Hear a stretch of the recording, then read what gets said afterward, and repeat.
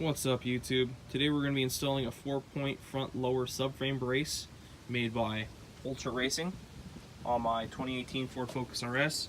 This installation is going to be the same for all 2016 through 2018 Ford Focus RSs.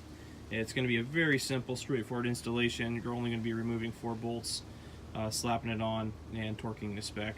So I'm going to go ahead and finish getting prep work done and get ready for installation. So we're going to take off the bolt here and the corresponding bolt on the other side. Now the problem we have is this splash guard that runs down the length of the car is going to be in the way. So what we're going to do is we're going to take these 2 bolts out, we're going to put the brace up to it, screw the brace in lightly, and see where the other 2 holes line up. Now what we're going to do is we're going to mark those 2 holes, that spot, and we're going to probably loosen the lining slightly and cut out that hole. That way we don't have to take off the entire splash guard to install this. So we're just going to cut out the size hole we need. We should get access to the bolt that's underneath, and we can bolt the brace directly. Remove those 2 bolts, pop this guy on here, reinstalled, so we can see where these back sections are going to be bolting.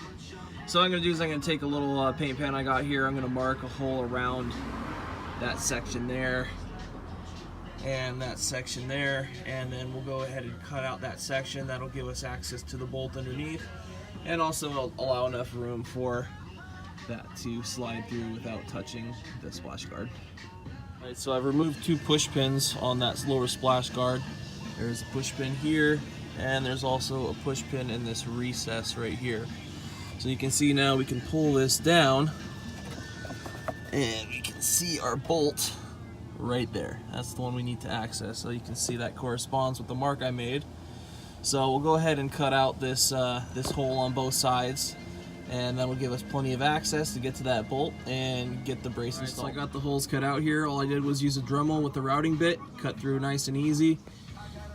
You can see it corresponds with the bolt underneath right there, and the same thing on the other side here. We got our hole and our bolt right underneath. So we're going to go ahead and remove these 2 bolts, and then we can go ahead and get the brace popped up in there and get it torqued down. Alright guys, there it is. It's all done and installed. Everything went pretty smooth. I would like to mention that the front 2 bolts, those are 21mm, and the torque spec is 103 foot-pounds.